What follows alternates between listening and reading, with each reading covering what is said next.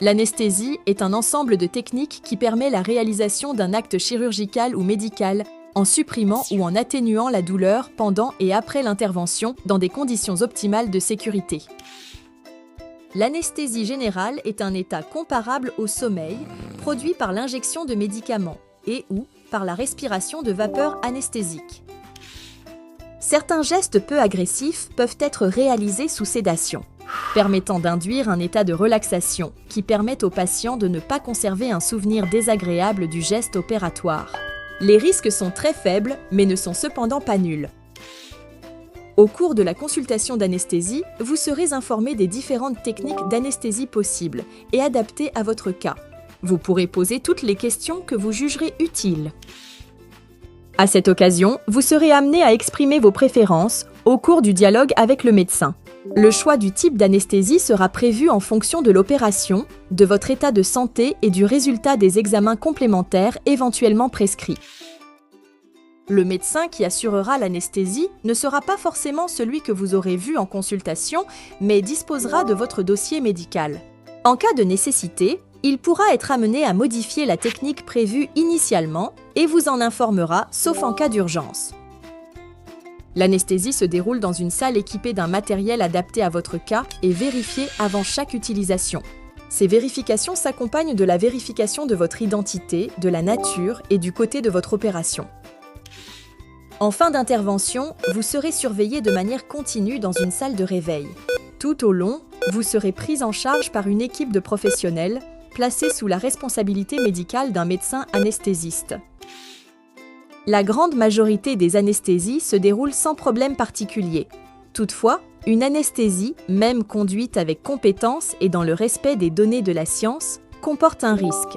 Les conditions actuelles de surveillance de l'anesthésie et de la période du réveil permettent de dépister rapidement la survenue d'anomalies et de les traiter.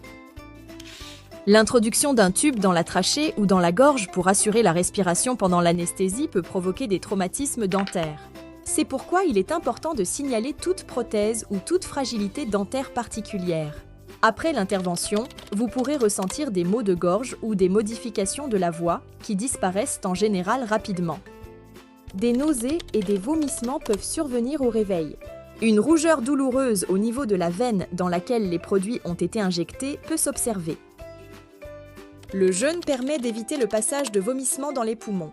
En effet, si l'estomac contient encore des aliments, ils peuvent remonter et pénétrer dans les poumons pendant l'intervention, entraînant de graves complications. Des complications imprévisibles comportant un risque vital comme une allergie grave, un arrêt cardiaque, une asphyxie sont extrêmement rares. C'est pour cela qu'il est essentiel que nous connaissions votre état de santé, vos traitements et vos allergies éventuelles. La position prolongée sur la table d'opération peut entraîner des compressions, notamment de certains nerfs, ce qui peut provoquer un engourdissement ou, exceptionnellement, la paralysie temporaire d'un bras ou d'une jambe. Après une anesthésie générale, des souvenirs de la période opératoire peuvent subsister.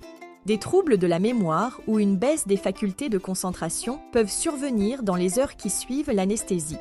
Si certains symptômes persistent, signalez-les immédiatement à l'équipe médicale. Certaines interventions ou complications peuvent favoriser un saignement et nécessiter une transfusion. Dans de rares cas, il est possible que la décision de transfuser soit prise alors que vous serez sous anesthésie. Cette information est largement diffusée en préopératoire et le fait qu'elle vous soit communiquée ne signifie pas nécessairement que vous recevrez une transfusion. La transfusion sanguine n'est réalisée que s'il existe un risque vital immédiat. Si vous avez dû recevoir une transfusion durant l'anesthésie, vous en serez informé dès le réveil. Vous allez maintenant être invité à répondre à un questionnaire d'évaluation pour confirmer votre bonne compréhension.